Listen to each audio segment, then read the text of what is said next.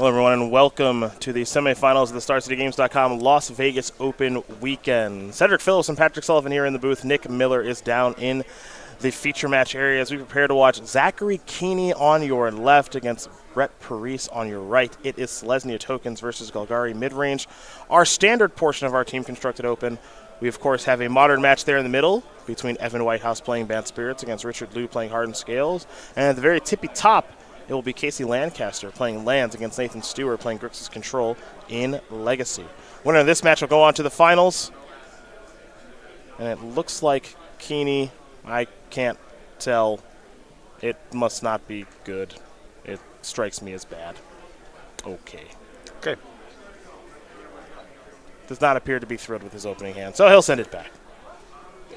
Brett Parise will wait patiently before we give everyone the green light to play, and then we'll be underway here. And what has been and continues to be a very diverse standard format, but all three very, very diverse. Oh yeah, it's been great. I mean, on the other side we got Lands versus Grixis Control squaring off here, and then on the other side we've got Storm squaring off against Turbo Depths. And it's sort of been emblematic of all the formats we watched this weekend where both the games have been good and there's been a wide array of decks and strategies at the top tables.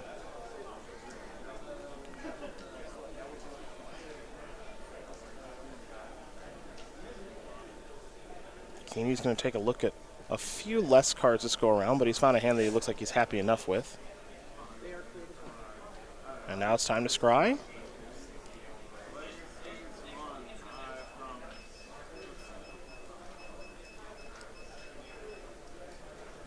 And Zachary taking a long look at this top card before deciding what he wants to do with it.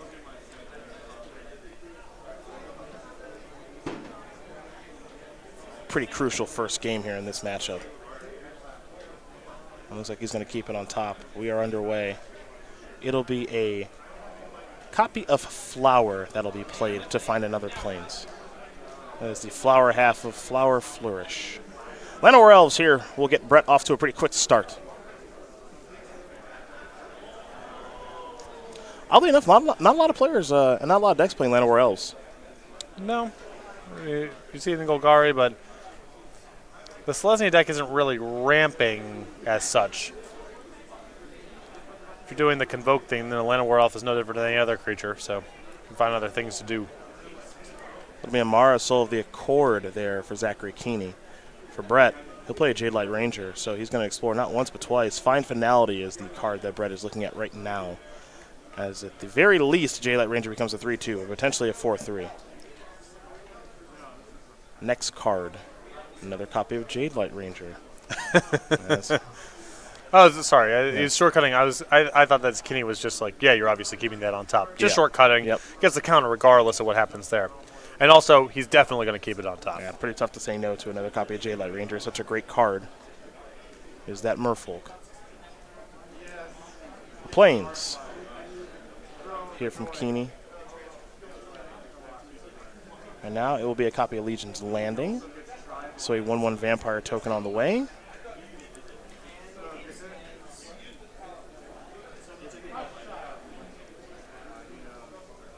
Tokens aplenty.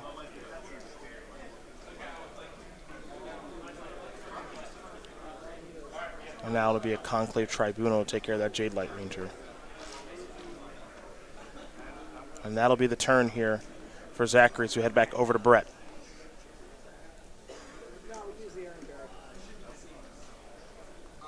Looks like it's going to be Jade Light Ranger again here for Brett, so he'll take a look at the top card. Find Finality. Again the reveal. Again placed into the graveyard. Next one, Llanowar Elves. Well, Jade Light Ranger will be a 4-3. Let's see where this one's going to go, to the graveyard. Okay. And I have a feeling, yeah, Brett's going to miss a land drop. Yep, not surprising here that he's if he's cycling through his split cards there, it's an indication that he is really light on mana. This will be an attack with 3 creatures, which means that Legion's Landing will transform into a Danto, the first fort. There's the block. Amara, Soul of the Accord, looks like it will bite the dust, but a little bit of damage will come through.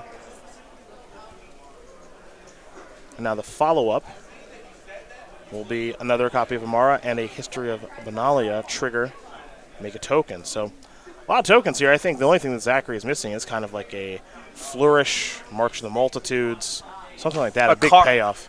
Missing a card that is powerful. But everything else is all rolled up. Sure, that. Venerated Loxodon, as an example, wouldn't be bad. This is another copy of Jade Light Ranger. Trigger, let's try again. Cast down. Nope. I think I'm with you. Next one. There we go. Well, we've done the impossible. Swamp will go to the grip and immediately onto the battlefield. Pass the turn back.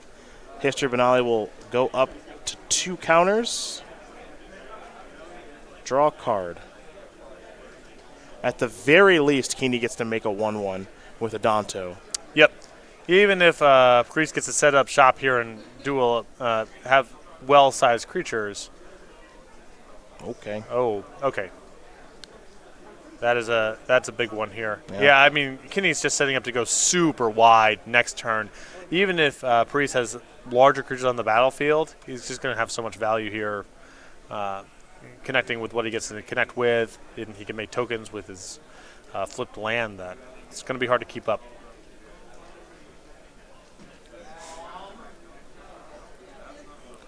Plus, we hit Chapter 3. Yeah. Venerated Loxodon, very, very good for Andrew Ellenbogen in his Pro Tour win, and we continue to see it be good across multiple decks. A card that was initially overlooked during preview season for Guilds of Ravnica. This Elephant Cleric has shown that it's pretty darn good. Yeah.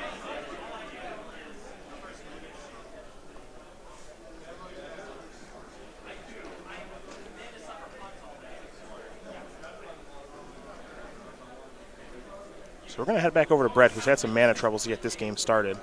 Now Selesny is starting to really get out of control.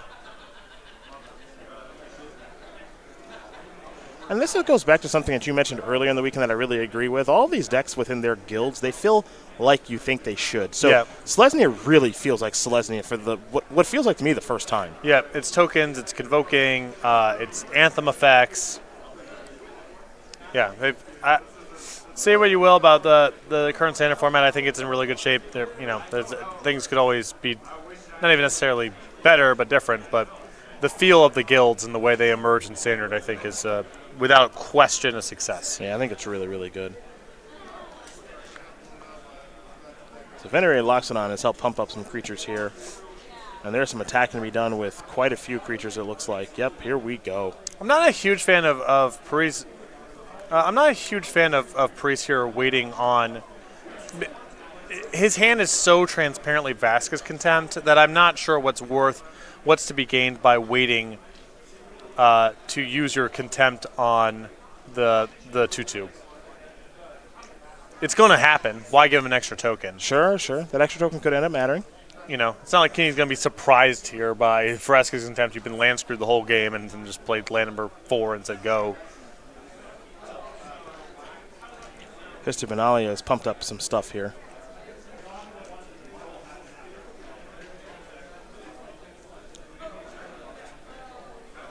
And we're going to go to blockers. So Jade Light Ranger is going to be jumping in front of some stuff here. Now, how many copies of Fine Finality?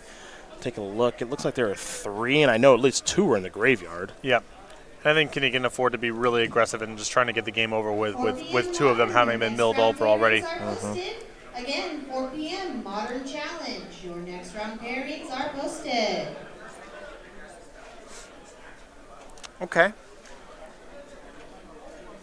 That's going to be Assassin's Trophy.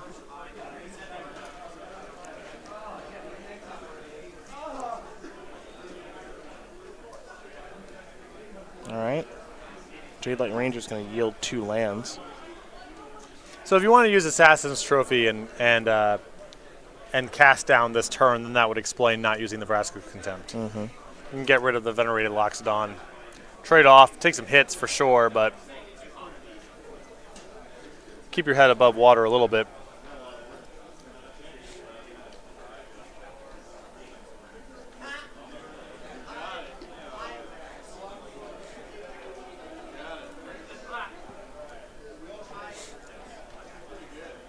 Well, time to line up the blocks.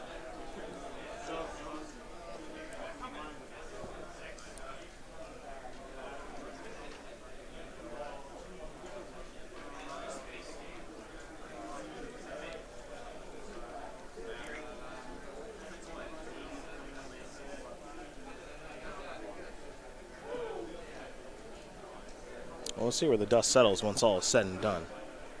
But it looks like for Brett now, mana's not going to be much of an issue. Looks like a... Yep, there's the cast down. Take care of the Venerated Loxodon. All told, this went okay. Not bad for Parise. Yeah, this went okay. Well, as you know, when you're mana screwed, got spells. You have spells.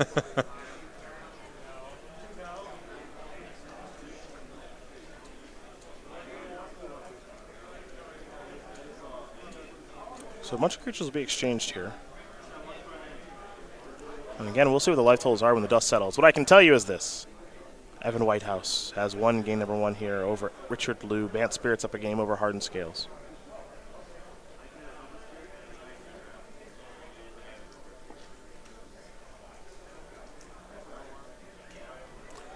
We are trying to resolve the combat here. I think we're going to have the dust settled here momentarily. And 5 damage came across by the looks of it. So nothing too crazy.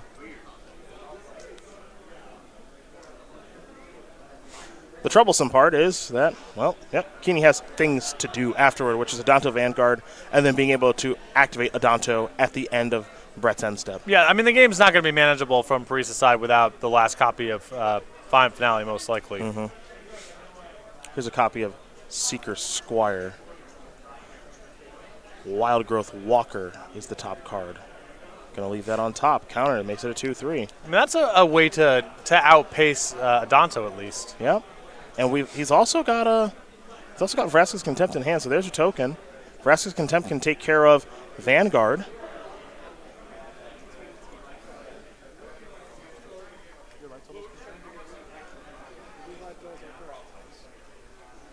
All right, here we go.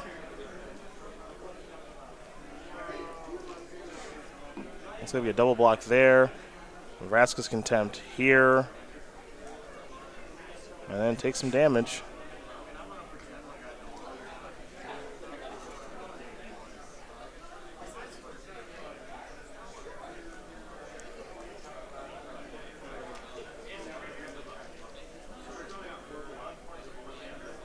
All right, Secret Squire down. Another Venerated Loxodon. Oh, man, that's a big one. It's getting tougher. Yep. I was about to say, I'm a little surprised not to send in everything if you're going to send in a little bit there, but Venerated Loxodon would explain it. Yeah, I mean, it's either that or March of the Multitudes, right? Yep. That's the only thing that makes sense. And Venerated Loxodon makes a whole lot of sense now. Wild Growth Walker's the draw. That card got worse. Yep.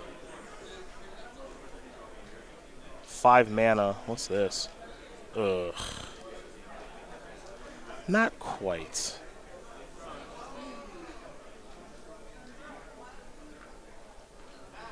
Yeah, I mean, I don't think Parise is getting out next turn now. Well, I don't think so either. Merfolk Branchwalker will be the play. But, yeah, I mean, I'm looking at a battlefield here of 1 creature can block a Venerated Loxodon, unless I'm missing something. Forest, sure, you got 1 blocker. Versus a whole bunch of attackers and not a lot of life, it looks like. Yep. Yeah, it's not close. Just get them all busy. It's lethal by a ton. Yep. That'll take care of it. Yep. It's not close. The dice alone kill you. Yeah. We don't even have to look at we don't even have to look at the power. We don't even have to look on the power on the creatures. You're dead to dice. So Zachary Keaney's going to win game number 1 here against Brett Parise. Celestian Tokens up a game here over Golgari mid-range. So the team on the left there in Lancaster, Whitehouse, and Keaney are winning thus far. We'll keep you updated on what's going on in that Lands versus Grixis Control matchup. But again, this is actually one of those times where if it's going long, it doesn't mean that Lands isn't winning. Right. Lands does not mind playing a long game. Yeah. I mean, I'm not clear who is necessarily favoring a long game, but Lands can definitely hang. Let's take a look at the sideboards here, folks. We're going to start with Brett Parise, who's got 4 Duress, 3 Golden Demise, 2 Midnight Reaper, 2 Cruel Harpooner, 2 Thrashing Bronzon, a Carnage Tyrant, and a Vivian Reed. Well, let's take a look here. Not anything super exciting, I would say. I mean, I think Golden Demise is good against the token deck. Golden Demise, and then everything else is kind of for other stuff. So there you go. Golden Demise it is. Other side of things, Nullhide Ferox ×4. Baffling End ×3, along with Knight of Autumn ×3. 2 Vivian Reeds, 2 Cruel Harpooner, and the Immortal Sun. Probably bring in the Vivian Reeds and the Immortal Sun. Call it a day. Wish I got to see more of the Immortal Sun. Yeah, I like kind of it as a random, 1 or 2 of in sideboards for games that go long. The problem is that one of the matchups where things go the longest is against Golgari, and they are equipped with a lot of answers to artifacts. So it's not a card you can really lean on to get an advantage there. Well, those are your options there for both players. Keaney will be on the draw. Brett Parise will be on the play as these players do sideboard and shuffle up here for game number 2. Again, Evan Whitehouse, has already won game number 1 over Richard Liu. And then Lancaster and Steuer are still battling it out. So let's talk about our newest addition to the StarCityGames.com Creature Collection. It is the Simian Tour Guide, or as I like to call him, the Simian Airplane Destroyer, because we know what's really going on here. Now this you can pick up at your Ravnica Allegiance pre-release January 19th and the 20th, so long as you are going to a participating store. If you want your store to participate, all you got to do is ask them to sign up today. Go to StarCityGames.com/pre-release is where they can find all the information. I suppose you can too, to get your store signed up for this fantastic program that continues to be very popular. Thanks to all of you for participating, both the stores and the players. And do remember, Ravnica Allegiance, that pre-release weekend, it's going to be here sooner than you think, January 19th and the 20th. Should be fun. Fill out the last 5 guilds. Oh, yeah. Oh, yeah. Very pumped for that. Of those 5 guilds, as I mentioned, I'm most interested to see what Gruul brings to the table. Because I've just been let down by Simic over the years. But now that I think a little bit more about it, I kind of want to know what's going on with the Orzhov. What are they up to? I think Extort is a really solid, but functional and not the most inspiring keyword. I liked Extort because I also liked the flavor of the creatures with Extort. Yeah, and like the flavor of that world. Absolutely, yeah. I think that Orzhov was not exactly, like I said, the most inspired keyword, but it played well, and I think, as you mentioned, was very evocative for that guild and sort of the creature types and the art direction. Haunt is an all-time F-. One of the worst keywords of all time. It was just really confusing. It's not. Have you read the reminder text? What it does? The reminder text is multiple lines long and doesn't really clearly explain what's happening. So I think my favorite Haunt card is Seize the Soul. Let's see if we've got that. I believe it has the Haunt reminder text as well. Is it a rare? Yeah. Then it may not. No? But we'll see. Normally a heuristic is reminder text goes on commons, rares can go without it. But Haunt's so baffling that I would be shocked if a card just said Haunt on it. It does, yeah, it's rare. It does just say Haunt. Yeah, it's a rare. All right, then that means that Blind Hunter had Haunt, and that had to have the reminder text. Yeah, right? Blind Hunter. That's okay. That's the good one. When the creature sees the whole Haunt is put into the graveyard, you get to destroy something else. This card was so powerful. Yeah. Haunt is a good one to shortcut. There you go. There's Haunt. When this creature is put into a graveyard from play, remove it from the game, haunting target creature. Okay. Why is that confusing? Because it's removed from the game but still being tracked. Okay. When Blind Hunter comes into play or the creature it haunts is put into the graveyard, this card was busted. It was busted. It was busted. Absolutely busted in draft. I don't know if that's that confusing. I don't design games. Haunt is pretty bad. All right. What do you think about the fact that like Crackling Drake counts cards that are in the graveyard and in exile? I kind of hate it. Like I really don't like using the exile zone as a thing to be tracked. I think the spirit of it is like these cards are gone and you can stop paying attention to them. So I generally have a really negatively visceral reaction to tracking the exile zone. That said, if you're going to do Jumpstart as a mechanic, it's a non-starter to only count spells in the graveyard. Because you don't want to introduce that tension of, if I Jumpstart this card, then I'm down this bonus for spells in my graveyard. Sure. You just have to do it. Okay. I don't like it, but at least there's a purpose with Jumpstart being the mechanic. Legion's Landing. This is how Keaney will start things off. For Brett, it'll be a Merfolk Branchwalker trigger.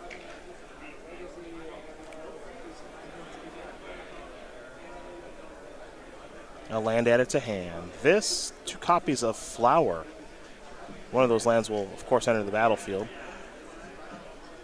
Actually, no, he's on the draw, so they'll be entering the battlefield eventually. Looks like Casey Lancaster finally won game number 1 there over Nathan Steuer. As here comes old Branchy. Am I way off, or does Flower Flourish just kind of suck? I think you're way off. I'm way off? Okay. Yeah. It's like a Tune with Ether sort of with upside.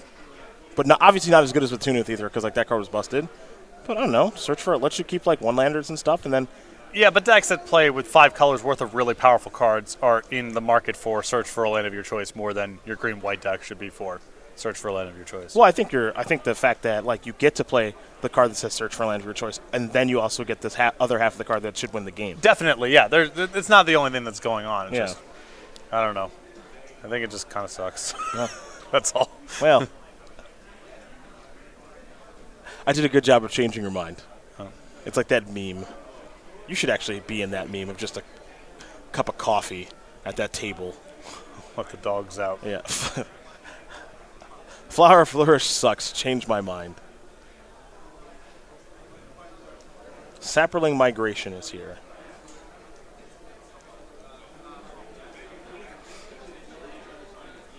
And the follow-up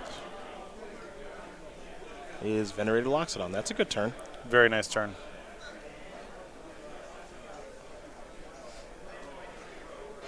All right, for Brett's side, he's got a Merfolk Branchwalker, that's a 2-1, a J-Light Ranger, that is a 3-2, and a Ravenous Chupacabra.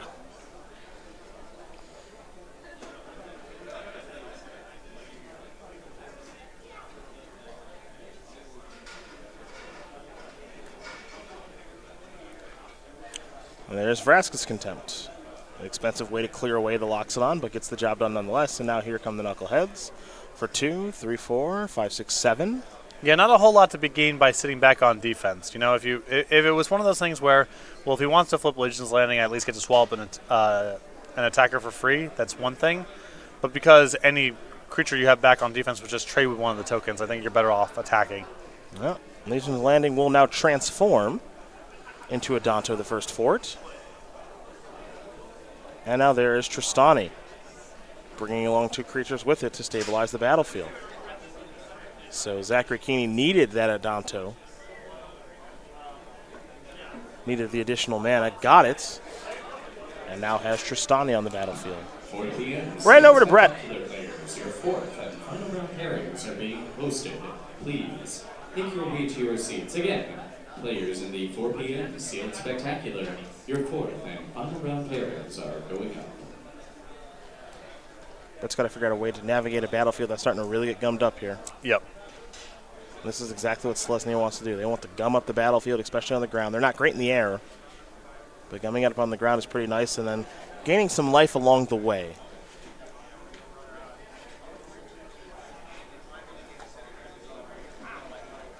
And just trying to build up enough of a cushion against finality. I mean, that's the big challenge in the matchup. Mm-hmm.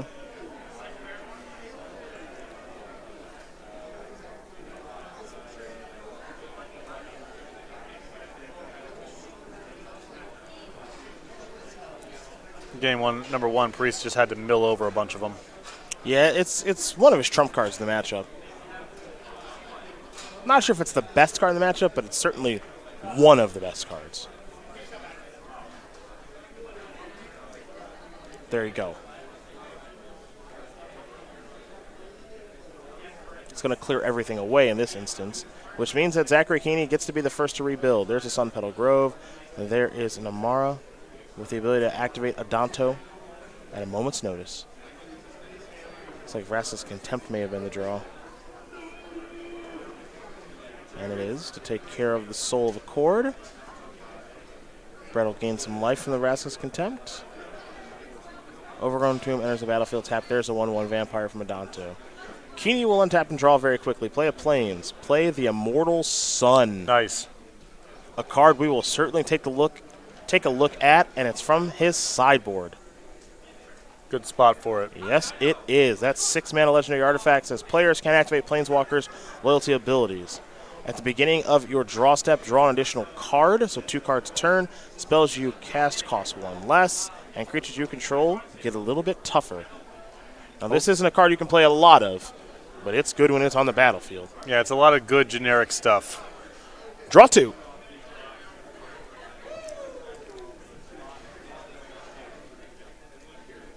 And there's an attack for 2.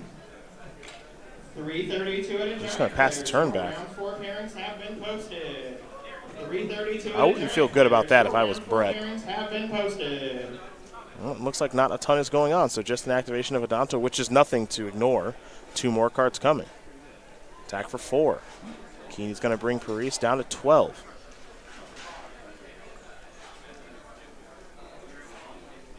Temple Garden tap, pass the turn back. A land, and Parise will pass.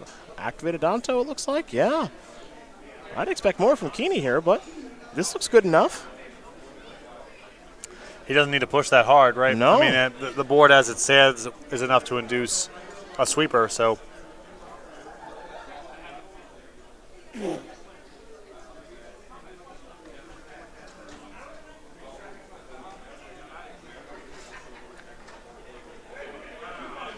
No, there's a pretty simple attack.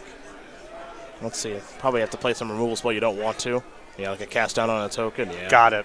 Yep. These are the exchanges Zachary Keaney loves to see. He'll activate, and I think we're going to see Venerated Loxodon perhaps now for. Yep, there's a Loxodon, which costs 1 less because of the Immortal Sun.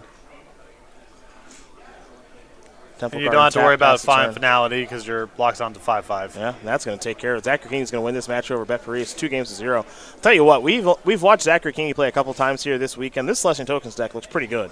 Yeah, I mean, that game was just not manageable by removal, and once the Adanto got flipped, he had enough resources to work with to even slog through finality, which was really impressive.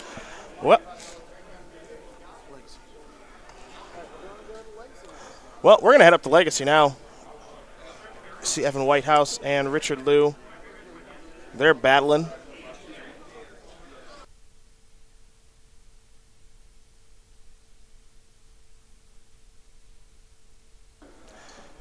I take it back. We're going to head over to Modern because they're in Game 3.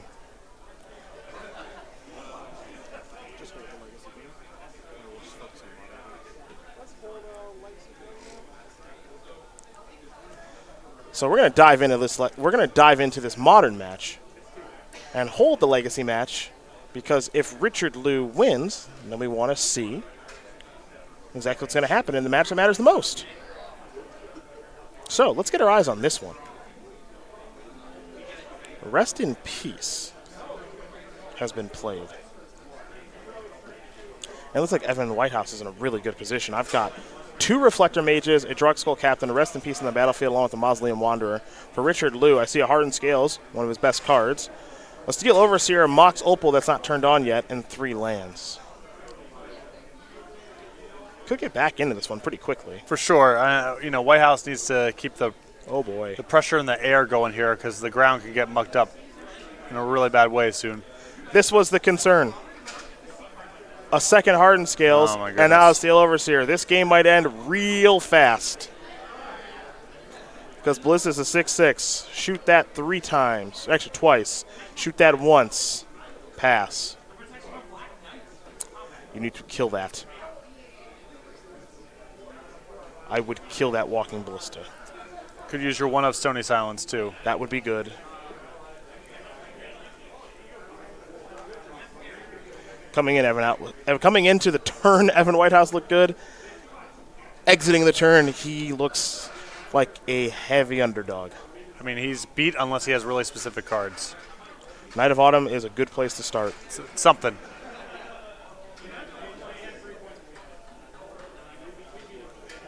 The ability to destroy a target artifact here is crucial. And it looks like Bliss is going to take care of Reflector Mage. I'm a little surprised by that. Just because of the Phantasmal Image implications? Mm-hmm. If he has a follow-up Ballista, though, then he's totally fine. Yeah. Yep. Darksteel Citadel.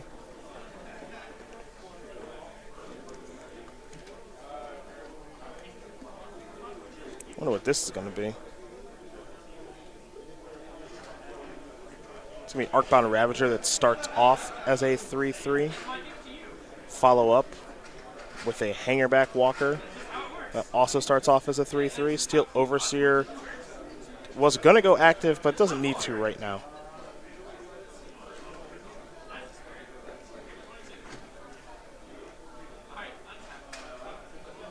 I think Whitehouse may have just said pass the turn, and if that's the case, it's not good. It takes so little for Lou to pivot to a kill here. Clock's really, really fast. When there are 2 Hardened Scales and an active Steel Overseer, this does not take long. It'll be an Ancient Stirrings. Spell Queller there. All right. Got a lot of work to do in the air. The Throne of Geth. Okay. Here comes Arcbound Ravager and Hangerback Walker. Now keep in mind the modular death trigger sort of stuff, not active right now. Rest in peace, got that covered. A Throne of Geth is fun. Sacrifice an artifact, proliferate. Two-headed giant players, make your way to your final round of seats. Want me to give you like the spoiler version of this? This attack is lethal. Yeah. You have to block both the creatures. Yeah.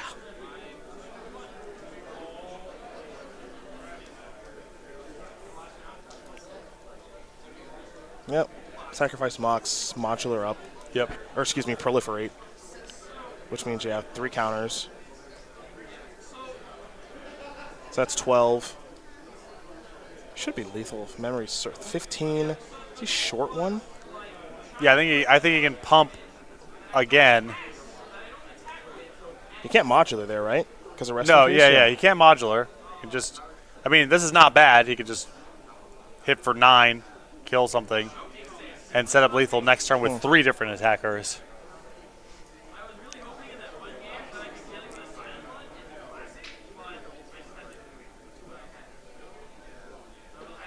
I wonder if the Overseer should have attacked that turn. You get 1 extra chump block for your trouble, and the chump block either cuts out Phantasmal Image Mattering or you unlock your Ancient Stirrings. Yeah.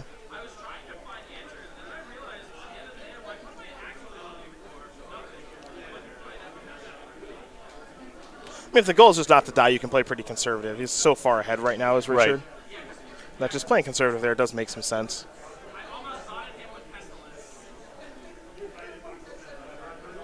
All right. Everyone. Is it path? Okay.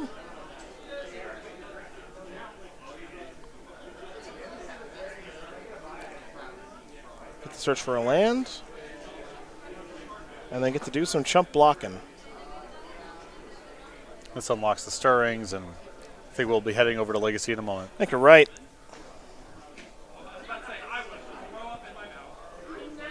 And then it will come down to Casey Lancaster and Nathan Steuer.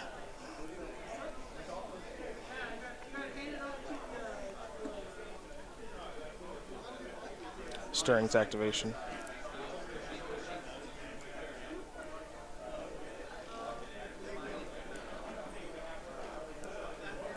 Looks like maybe a replacement Steel Overseer. Yep.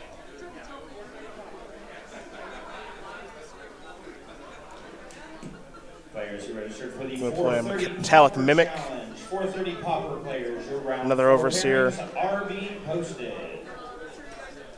And pass the turn back. That Metallic Mimic gaming construct, of course. So. Big turn coming. Yep, gonna need Terminus. And that's gonna do it. Richard Lou's gonna win this one over Evan Whitehouse. It's all tied up in the match, which means we turn our attention to Legacy. These players will be given the green light. And I think Nathan Steuer will be on the play. Again, Steuer behind right now in the match.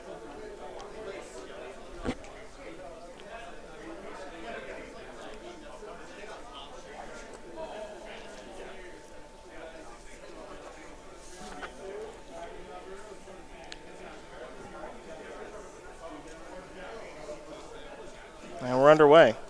It'll be a bloodstained mire here for Nathan. For Casey, we'll start things off with a Mox diamond, discarding a ghost quarter. Rashad and Port as the land for the turn, and simply pass the turn back. Nathan will draw a card.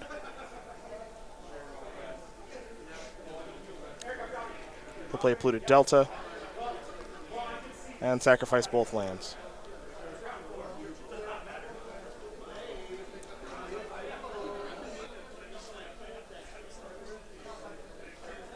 Nathan going to try to figure out exactly which lands he wants to go grab here in this spot. Got to be mindful of you kind of want to get non-basics because you fix your mana and leave the basics in your deck because of Ghost Quarter, but it cuts the other way because you want to minimize your exposure to Wasteland. So these fetches are not simple. You kind of have to have a long-term vision for how you want to manage Lancaster's various ways of disrupting your mana. Yeah, there's not going to be anything short about this game either, so.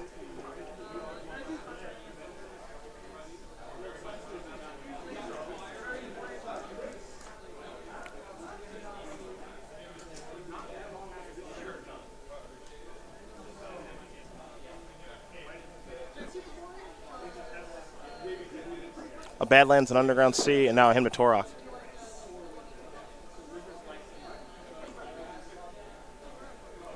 All right, here we go. We are in Vegas after all. Let's roll some dice. Kings of Click Clack. Yes. There you go. This kid would be great on craps. 6 gets paid, 4 gets paid. Looks like Nissa and Dark Depths go to the graveyard.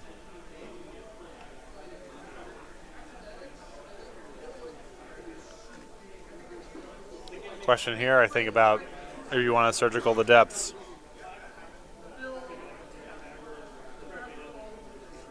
That seems like the question that's being asked. That's the type of question that would be being asked right now. That's for sure.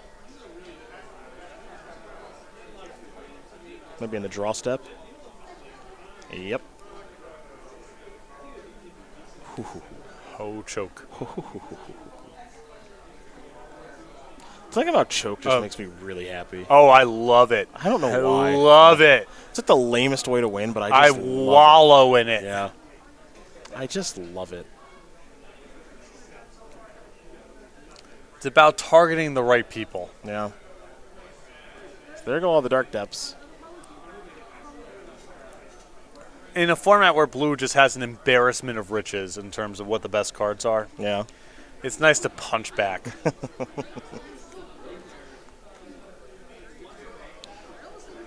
The most ugly of all the chokes. Love Right it. there. Love it. Yeah.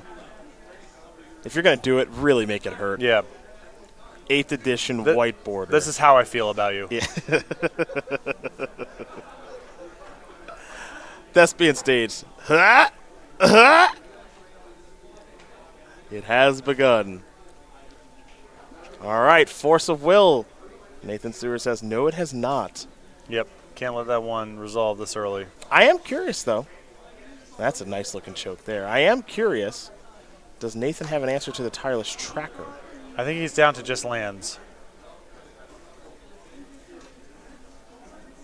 Because the tracker in a spot like this is very powerful. Shelter Thickets the land, trigger, get a clue. And how much, creature removal is really left in Stewart's deck here. It's tough. It's a very good question. Yeah, and Steuer with just lands right now.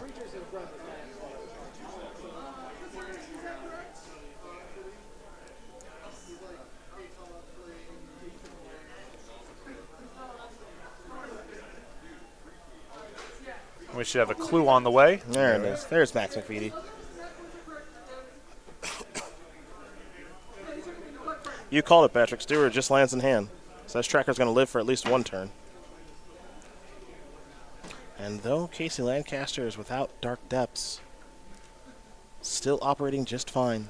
There's a Wasteland. Oh, that's a combo with the Tireless Tracker and with the cards Nathan Steuer controls. Oh, you got it. Yeah, you want a Thespian stage that Wasteland. I guess not. All right, I'll fine. crack a clue first. Whatever.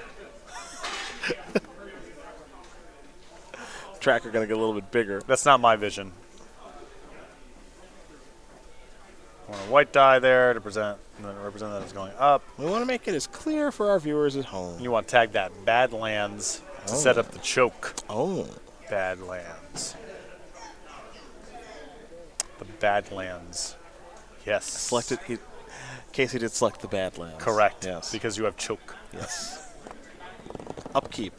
Sean Port. An island is the draw. Nathan really could use a brainstorm or a spell.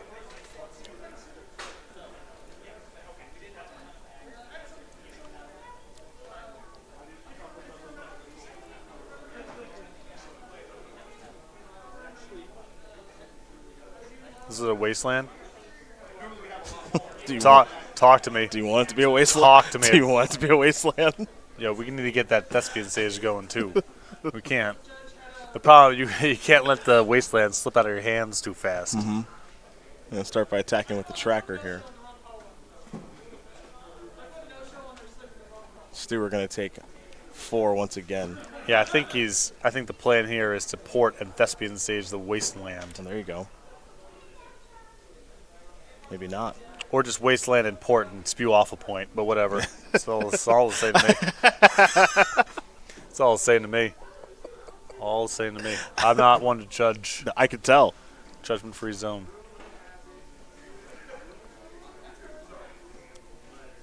Say this. Thespian stage on wasteland sends a message. Yes, it does. This is what I'm doing. Yeah, this is what's up.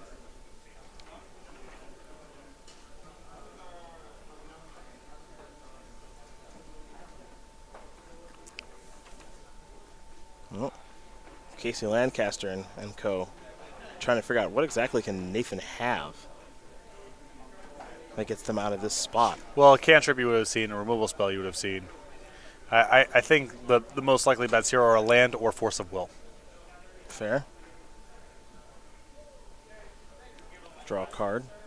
Appears he missed a point of damage there, unfortunately. Attention Magic players. This is a last call to redeem any play. You see the shrug, you know. Still unredeemed. It's okay. Moved a little too fast. If you played in a team open, Happens over the course of a long weekend, that's for sure. and have not redeemed your playmat voucher, this is the Oh. last call to Oh, redeem no. that Talk to voucher. me. You know what's good with you know what's really good with joke? What's that? It's Rashad and Port.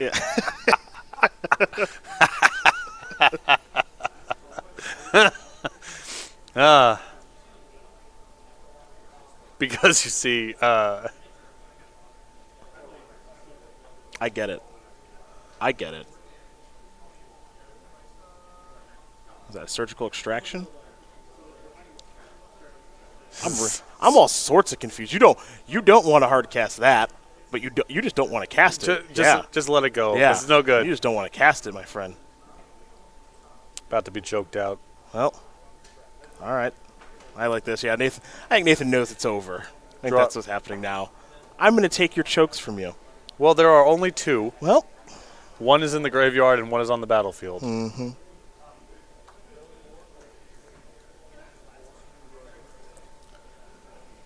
So we're gonna just enjoy a little browse, little window shopping.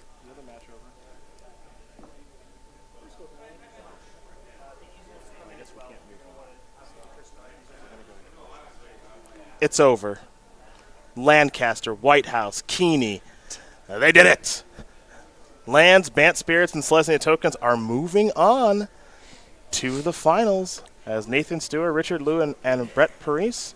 Heck of a run with Grixis Control, Hardened Scales, and Golgari mid-range, but they aren't able to get the job done. A top 4 finish is nothing to be upset about. Casey Lancaster, Evan Whitehouse, and Zachary Keaney could win this tournament here, folks. Yeah, great run. And we're going to be waiting on the results of the other semifinal here. But we know one team that will be in the finals. Yes, we do. Yes, we do. We know 3 decks that'll be in the finals. Selesnya Tokens, not really talked about very much coming into the weekend, especially after the Pro Tour. I know some players like Seth Manfield, Hall of Famer Seth Manfield, excuse me. He played that at the Pro Tour. But when you take a look at the results of the PT, there's so much conversation around Mono Red, Boros Aggro, Golgari midrange. I mean, it almost feels, and Is It Drix? It almost feels like all the conversation is everything but Selesnya Tokens. Well, I mean, I think there was an identification by some teams, regardless if it's Selesnya or some other thing, that Legion's Landing is one of the better cards in the format. Mm-hmm. There's a lot of incentives to get on the ground early and that card gets you some staying power in the late game. And we saw that come up in the Golgari matchup, which I thought was going to be good for Golgari just because 5 Finale seems really problematic. Yep. And the card quality, the delta in card quality seemed pretty vast to me. But that card getting flipped over just meant that the sweepers weren't enough to just KO. And if you dragged out this long game, then you're trying to manage with the spot removal, and they have cards that generate all these multiple cards. They have cards where if you don't answer them immediately, you're out of the game. Yep. And really breeze through that Golgari matchup. Yeah, no, made it actually look pretty easy to Keaney. So you saw Legion's Landing transforming into Adanto, the first fort, and obviously that transformation is pretty key if you can actually make it occur, which it doesn't appear to be that difficult to do for a deck like that makes so many tokens. Right. And then Venerated Loxodon, that card looks good too. So I'm actually interested to see exactly how the deck will shake out in the next matchup in the finals, no matter what it plays against. Yeah, and then the Venerated Loxodon came up a lot there in the Golgari matchup too, because there were all these spots where the Golgari deck puts a lot of 2 and 3 toughness creatures on the battlefield, and it looks like, all right, well, I have all these 1/1s, but that isn't really profitable for me to be able to attack with any of them until I can go so wide that I can, over 3 turns, maybe run you down with all these alpha strikes. Mm-hmm. And Venerated Loxodon made it so, and they came up again in the matchup we just watched frequently, that their 2/2s against your 3/2s on defense, you don't have good blocks. You're not making any inroads. You're just trading off. Yep.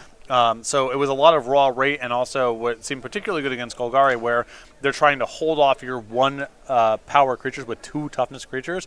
And so that little boost goes from I can fend off a lot of things to I'm trading off, and you can't win making those exchanges. In the Modern seat, we continue to see Bant Spirits win here, not only on the SCG Tour, but in Modern in general. Talking to Brian Basoko at the end of this tournament, he just said, I'm not sure Humans is that well positioned anymore right now, so he might be looking to explore Bant Spirits. Bant Spirits did win Grand Prix Atlanta a handful of weeks ago. We've seen Zan Saeed win an Open with Bant Spirits earlier this year. Cat Light making top 8 with Bant Spirits. This is a real deck now, folks. Yes. No, it's been... It's really a deck that I'm always skeptical of, where I look at these decks where it's like a lot of weak cards and a lot of expensive cards. And in Modern, I just get the hives looking at deck lists like that. It's a weird looking deck. Like, don't you just get killed or just draw cards that suck and die or whatever? But a lot of decks in Modern right now are really soft in the air. Collected Company and a bunch of creatures that play really well at instant speed is always going to be a powerful package. Mana's good. You have a lot of the strong points of Humans without being nearly as liable to the